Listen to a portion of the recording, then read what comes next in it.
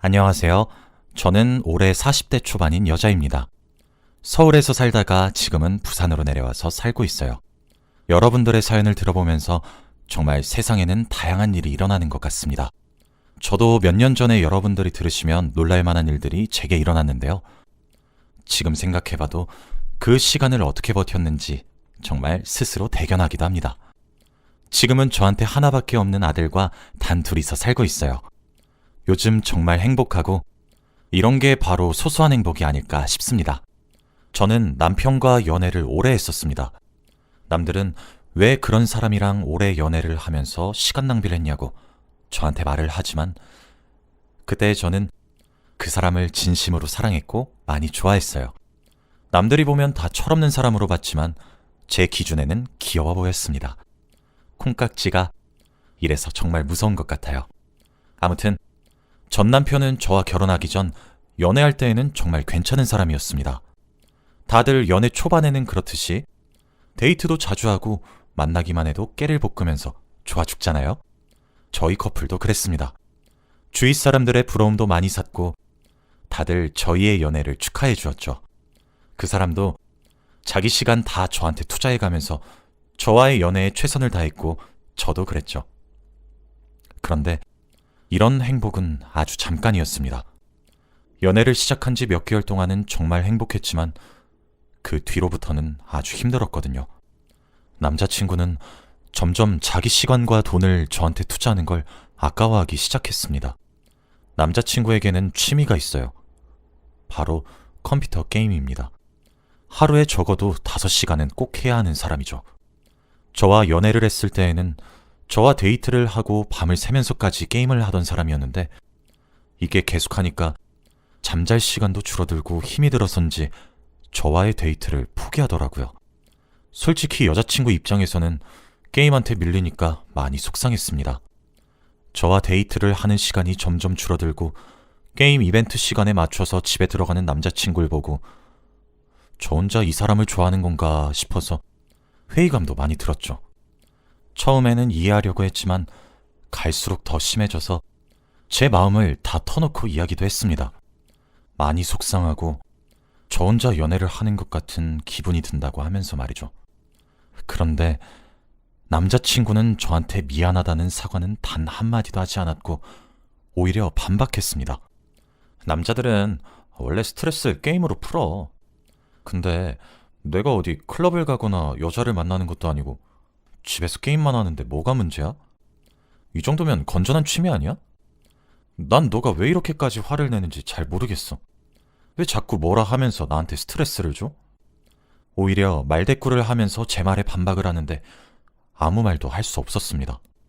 저는 말문이 턱 막혀서 어버버 하고 있었고 남자친구는 아랑곳하지 않고 다시 게임을 하더라고요. 그런데 남자친구는 자신이 게임을 하는 것만 문제라고 생각하는데 전혀 그런 건 아니에요. 게임만 하면 아무런 문제가 되지 않겠지만 남자친구는 휴대폰 소액 결제를 너무 많이 했습니다. 남자친구는 돈을 잘 버는 것도 아니고 지금은 부모님께 기대어 함께 살고 있어요. 그래서 혼자 쓸 정도의 돈만 버는데 한 달에 많아야 120만 원을 법니다. 그런데 한 달에 쓰는 휴대폰 소액 결제 값이 300만 원이에요. 항상 이렇게 초과되니까 처음에는 부모님이 지원해 주셨는데 그것도 이제 안 되니까 대출도 하더라고요. 그래서 지금 남자친구에게 쌓인 빚만 약 1,000만 원 됩니다. 저는 월급의 70%를 적금을 넣고 나머지도 생활비에서 아꼈어요. 제 시선으로 남자친구를 보면 정말 한심하기 그지없는데 남자친구는 오히려 태평합니다. 나중에 되면 다 갚을 거야 라고 하면서 늘 회피했죠. 지금 생각해보면 도대체 그 사람의 매력이 뭐길래 그때 제가 퐁당 빠져버렸는지 모르겠어요. 그런데 그때는 그 모습조차도 좋았었습니다. 그리고 정말 놀랍게도 남자친구의 철없는 행동은 이뿐만이 아니었어요. 게임을 좋아하고 돈을 허투루 쓰는 것으로도 모자라 술까지 좋아했습니다. 그런데 술을 깔끔하게 먹고 연락도 잘 되면 몰라요. 술을 먹으면 초반에는 연락이 잘 되다가 술에 취하면 연락이 되지 않았습니다. 다음날 해가 뜰 때까지 말이죠. 밤새 어디서 뭘 하는지도 모릅니다. 제가 이런 일이 너무 반복돼서 어느 날은 한번 찾아간 적이 있었어요. 도대체 술을 먹고 어떻게 노는지 궁금해서 말이죠. 그런데 지켜본 결과 정말 평범하게 친구들이랑 놀고 있었습니다. 술 먹고 기분 좋아서 하하호호 떠들면서 말이죠. 그런데 남자친구 술버릇이 조금 과격해요. 술을 잘 먹는 사람이 아니어서 술을 먹으면 취한 게 티가 확 납니다. 남자친구는 술을 먹으면 인사불성이 돼서 욕설도 마구 내뱉으면서 고성방가를 하기도 해요. 그래서 주위 사람들이 피해를 많이 보는 타입이죠. 그런데 이게 다음날 일어나면 남자친구는 기억을 하지 못합니다.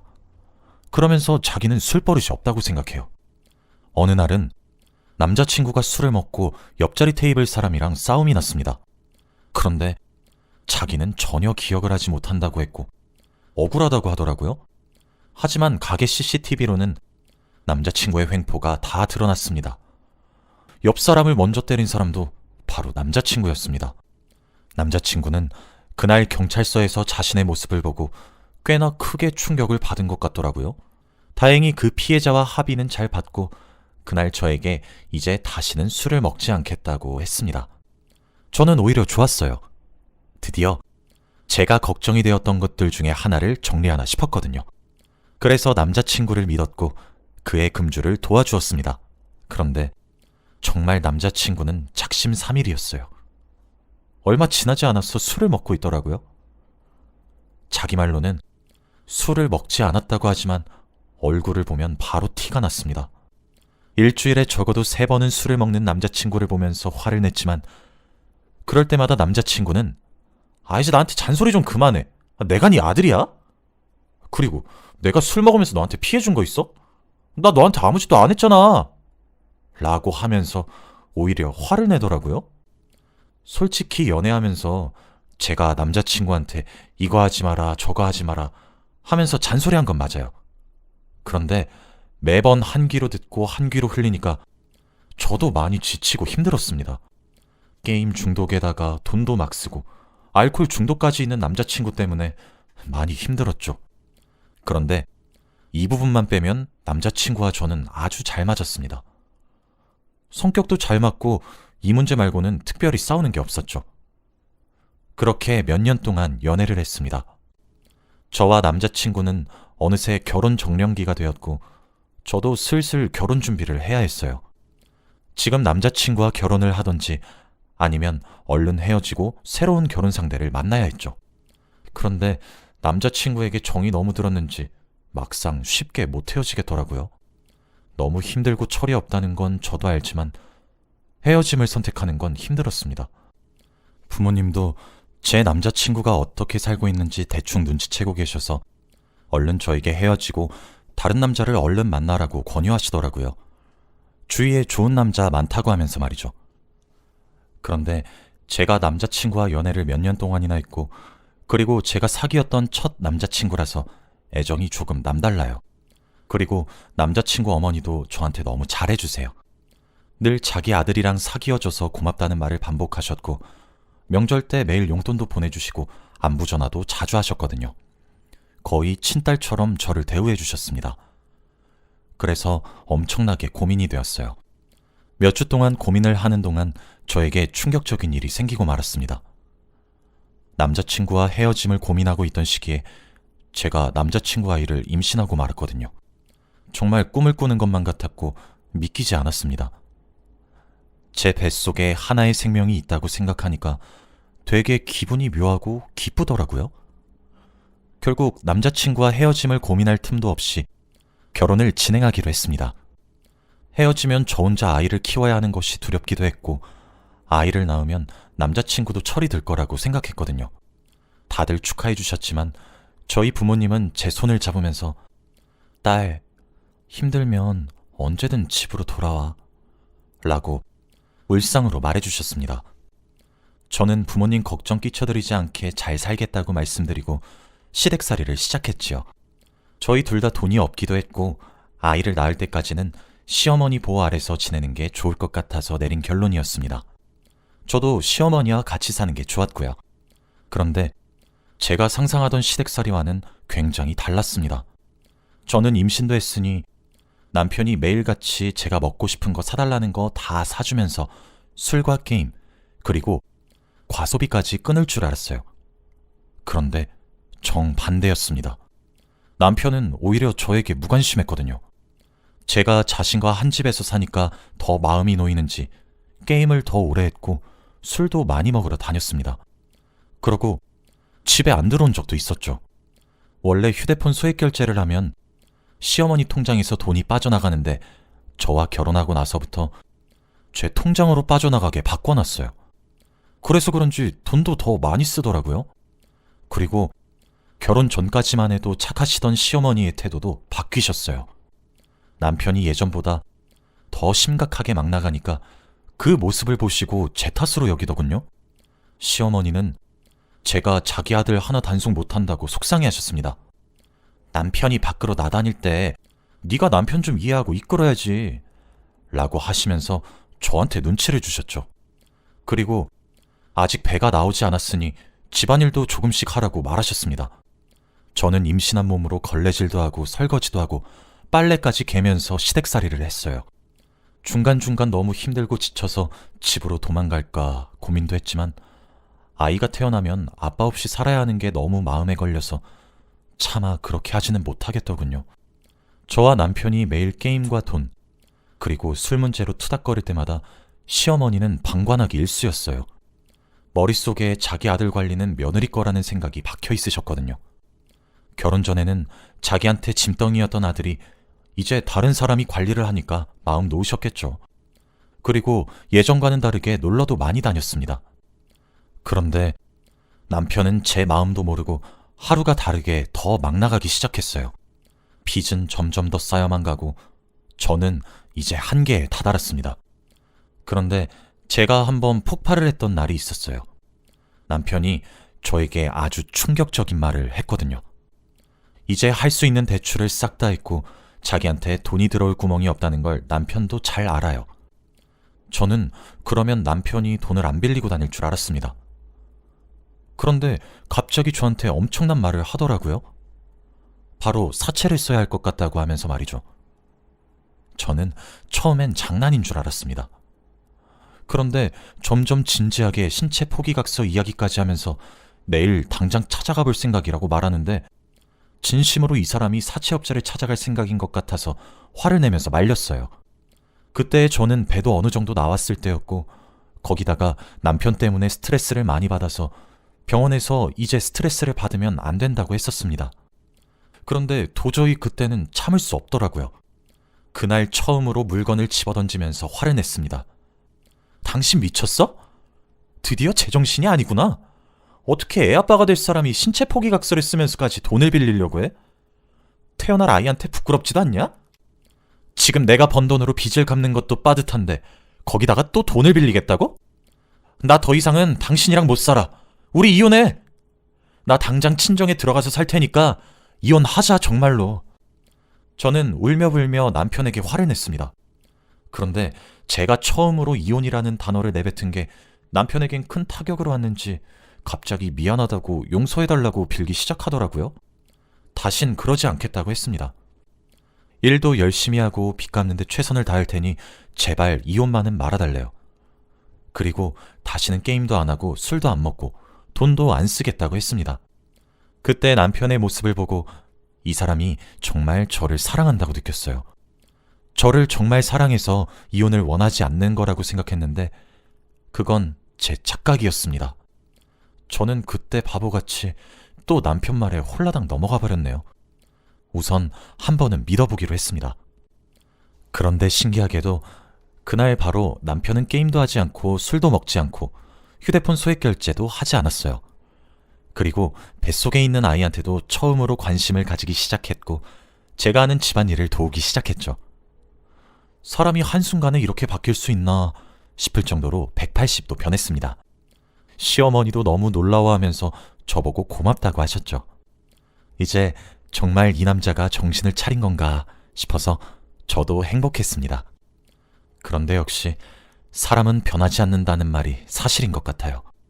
제가 그때 만삭이였어서 병원에 입원을 하고 있었습니다. 그리고 남편도 저를 많이 간호해 주었고 행복하게 아이를 낳을 수 있었죠. 제가 열심히 산후조리원에서 몸조리를 하고 있는데 늘 제 옆에 있어주던 남편이 나타나지 않더라고요. 어디 갔나 싶었더니 남편 말로는 새로운 일을 시작했다고 했습니다. 그래서 굳이 산후조리원에 오지 않아도 괜찮으니 일을 열심히 하라고 응원했죠. 오히려 남편이 드디어 철이 든 것 같아서 기뻤습니다. 그런데 알고 보니 그게 아니었어요. 제가 산후조리원 퇴원하는 날 문자 한 통이 오더라고요. 바로 이번 달 휴대폰 소액 결제 내용이었습니다. 이번 달에 거의 일만 하고 게임을 전혀 하지 않았던 남편인데 알고 보니 그게 아니었더라고요. 저한테 거짓말을 하면서까지 게임을 하고 술을 먹고 다녔습니다. 제가 잔소리를 하지 않으니 이번 달은 평소보다 더 많이 썼더라고요. 그날 아이를 안고 집으로 돌아오는 내내 화가 미친 듯이 나서 돌아버리는 줄 알았어요. 이런 사람을 남편이라고 둔 제 자신도 너무 한심했지만 아이한테도 너무 미안했습니다. 집으로 돌아가서 저는 남편에게 화낼 틈도 없이 아이를 돌봐야 했어요. 육아는 당연히 아무 도움도 받지 못하고 저 혼자 해야 했습니다. 정말 부모님이 뵙고 싶었어요. 부모님한테는 잘 지내고 있고 남편이랑 시어머니가 너무 잘해주셔서 행복하다고 말했지만 사실은 전혀 그렇지 않으니 아무한테도 말을 꺼낼 수 없었습니다. 하루는 너무 힘들고 지쳐서 근처 산책을 하러 밖에 잠깐 나갔어요. 남편한테 아이를 부탁했죠. 그래도 아빠니까 어깨너머로 아이를 돌보는 방법은 얼추 알 거라고 생각했습니다. 그리고 아이가 자고 있기도 했고요. 그날 딱 하루 혼자 있고 싶기도 했고 왠지 울고 싶은 날이어서 밤에 조용히 나가서 사람 없는 곳에서 산책을 하며 펑펑 울었습니다. 아무도 없는 곳에서 혼자 주저앉아 소리내어 우니까 조금 마음 정리가 되는 것 같긴 하더라고요. 그래도 밖에서 한 30분 있다가 아이가 너무 걱정되어서 집으로 돌아갔습니다. 울었던 것이 티가 나지 않게 정리한 뒤 집으로 들어가는데 집안에서 아이 울음소리가 미친 듯이 나더군요. 저는 너무 놀라서 신발도 제대로 못 벗고 방으로 들어가서 아이를 보았습니다. 그런데 아이 얼굴은 빨갛게 부어올라 있었고 그 앞에서 남편은 컴퓨터 게임을 하고 있었죠. 제가 방으로 들어가자마자 남편은 아, 왜 이제 와? 쟤 너무 시끄러워서 게임에 집중이 안 돼. 좀 재워봐. 라고 하는 게 아니겠습니까? 그런데 아이 울음소리가 평소와는 달랐고 아이의 온몸이 미칠 듯이 뜨거웠습니다. 저는 남편의 말은 귀에 들리지도 않았고 바로 아이를 안은 채로 응급실로 뛰어갔어요. 아이는 감기 몸살이라고 했습니다. 그리고 의사 선생님께서 왜 이렇게 늦게 왔냐며 나무라셨죠. 저는 그때 머릿속에서 남편이 스쳐 지나갔고 화가 미친 듯이 났습니다. 새벽 내내 아이를 간호했지만 남편은 병원에 오지도 않았어요. 그리고 집에 돌아갔습니다. 아이는 조금 나았고 남편은 새벽 내내 게임을 하고 자고 있더라고요.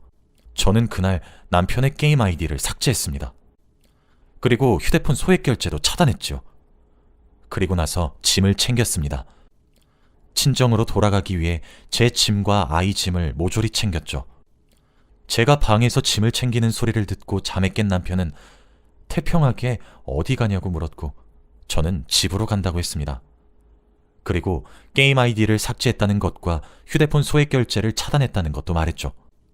남편은 침대에서 벌떡 일어나 컴퓨터를 켜고 확인해 보더군요. 그런데 정말로 제가 게임 아이디를 삭제한 것을 보고 화를 미친 듯이 냈습니다. 생애 처음으로 남편이 화내는 모습을 봤어요. 저는 헛웃음이 나더라고요. 남편의 화내는 소리에 방에 계시던 시어머니가 오셔서 남편을 말리셨죠. 저는 그때 남편 보는 앞에서 컴퓨터를 집어들어 던져버렸어요. 그리고 컴퓨터는 산산조각이 났죠. 남편과 시어머니는 벙 쪄서 아무 말도 못했고 저는 거기다 대고 내일 이혼 서류 보낼 테니까 사인해 라고 한 뒤 아이를 안고 그 집에서 나왔습니다. 그 컴퓨터는 남편이 정말 돈을 많이 투자한 거였어요. 저는 정말 통쾌했고 그 컴퓨터 값이 차 한 대 값보다 더 비싸서 앞으로 게임을 하지 못할 남편을 생각하니 너무 시원했습니다. 그리고 친정에 돌아와서 제가 겪어왔던 모든 일들을 다 쏟아냈고 다행히도 부모님은 저를 보듬어 주셨죠. 다음날 해가 뜨자마자 이혼 서류와 함께 이때까지 시어머니들은 모르는 소액결제 내역과 빚 내역까지 모조리 보냈어요. 그리고 다시 휴대폰 소액결제 통장은 시어머니 걸로 바뀌었죠. 시어머니는 자신이 몰랐던 아들의 빚 상태를 보고 연락이 오셨습니다. 저는 묻고 따지지도 않고 이제 어머니 통장에서 돈 빠져나갈 거예요 라고 한 뒤 끊었어요. 그리고 당연히 이혼도 했죠. 합의 이혼으로 하고 양육권도 제가 가져왔습니다. 확실히 친정집에서 사니까 너무 편하고 좋았어요. 왜 이제야 집으로 돌아왔나 싶습니다. 부모님께서 육아도 도와주셔서 훨씬 수월해요. 도대체 그 모질이 남편이 뭐가 좋다고 결혼까지 했는지 몰라요. 연애했던 그 세월이 너무나도 아깝고 지금 생각해봐도 후회되는 선택이었습니다. 아마 아직도 철없이 살아가고 있겠죠. 그런 사람은 평생 철이 들지 못할 것 같네요. 여러분도 결혼하실 때 혹시 자기가 콩깍지가 씌인 건지 안 씌인 건지 잘 알아보고 결혼하세요. 저는 연애 기간 동안 콩깍지가 씌었다는 걸 모르고 결혼했는데 콩깍지가 한번 벗겨지니까 과거가 뼈저리게 후회가 되네요. 여러분은 저 같은 선택 하시지 말길 바랍니다. 제 이야기는 여기까지예요. 들어주셔서 감사합니다.